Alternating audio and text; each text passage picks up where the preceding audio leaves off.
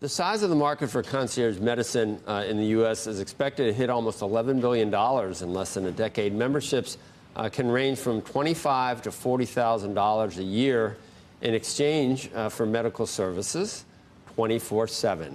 Actually, answer the phone. Joining us now is the co-founder of one of those fast-growing health businesses, Dr. Jordan Shlain, private medical founder and chairman, and CNBC's Robert Frank, who just wrote a piece on this topic called Meet the Private Doctor to the Wealthy, featuring Dr. Shlain. It was offered to me, but I would still pay the fee-for-service stuff, but I guess it was just that it'll be easier for me to make an appointment to pay the fee-for-service. In your case, it covers everything, does it not? That's right. Okay. The existing system is a broke-fix model. You call when there's something broken. Right. Our model is we try to prevent things from breaking in the first place, and it's very much preventative and proactive.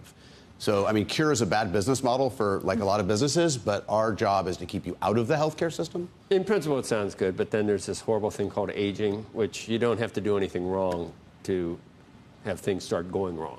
That's true. That's true. And there's a lot of things that you can do, by the way, to mitigate aging and delay it. But as a friend who I was at the aging conference in Copenhagen a few weeks ago, and one of the top aging scientists said, there is nothing that this industry will do in the next 10 to 20 years that's better than exercise.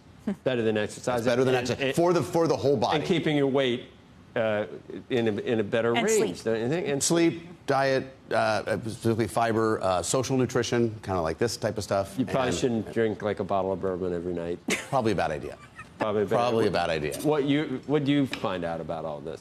Should we do it? Well, it's big. It's like in cities. It's more in like Manhattan than out in the burbs. What is?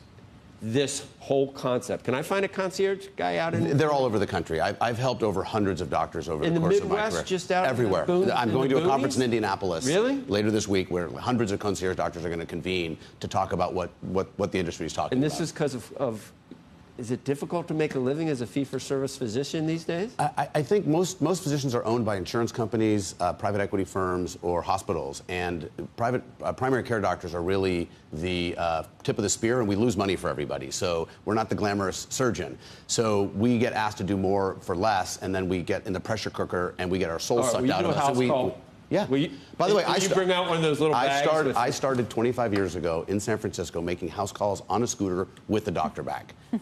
So that's how I started. When the internet turned on, and I had a cell phone and a pager. You mentioned private equity. Is private equity a big part of the problem? Do you think this would be a problem? I think they're looking at roll-ups like they always do in this space right now, and there's a lot of people very nervous in the medical field about. Do you think that should be allowed? I think it needs to be closely looked at, because I think it's all about. So my question is, are you doing what you're doing for the medicine, or are you doing it for the money? Yeah. Right. And well, if you're clearly they're doing it for the money. If you're doing it for the medicine, you can still make money, right? But if you're doing it for the money, you may not care that much about the medicine. You just want the. Yeah, and I first heard about you because when I was asking the private banks and wealth management companies who was the top speaker to the ultra wealthy, who are their favorite speakers, many of them said Dr. Shlain. And I'm just curious, what's driving the growth among the wealthy right now? You know, concierge medicine has been around for decades, yet it seems like right after since the pandemic, you've seen explosive growth, not just at your firm, but others. What's driving it? I think people who are looking at healthcare and looking at every other service in their life. I mean, we have no problem putting our kids in private schools. We have no problems flying in business class to get service with a product. And in medicine, it's a one-size-fits-all. It's like the DMV everywhere. And, like, that's not really a place you want to go for your health care. And, you know, I started 25 years ago, and, you know, just at a high level, concierge medicine, for those who don't know, and I think everybody does, it's a membership model. You pay your doctor. They have a smaller number of panels, like you were saying earlier. And fundamentally, I'm guessing that most people on this who are watching this have a concierge doctor, are in the process of getting a concierge doctor. And by the way, it's almost irresponsible not to do this as a function of a strategy for your future self. I don't have one. I know Joe doesn't have one. I don't, and to me, and I'm not one that is always talking about egalitarian societies or things like that, but it almost makes me feel a little uncomfortable that, I mean, think about in the UK, if you don't go to the National Health Service and you pay for your own, it's another example of income inequality where the poor people or average people aren't getting health care. And these rich people that pay to get the best seat at a restaurant and pay to get concert tickets and can do all this, suddenly they're the ones getting decent. So everybody has a base case of, I mean, with Obamacare, I won't go into politics, but in the UK and everywhere, everyone has like some base level of health care that they get. But I would say that the wealthy get worse care. And there's something known as VIP syndrome. It's been written about in the Wall Street Journal and in the New England Journal, where they know the CEO of a hospital and they say, I know a guy, I can pick up the phone and get whatever I want.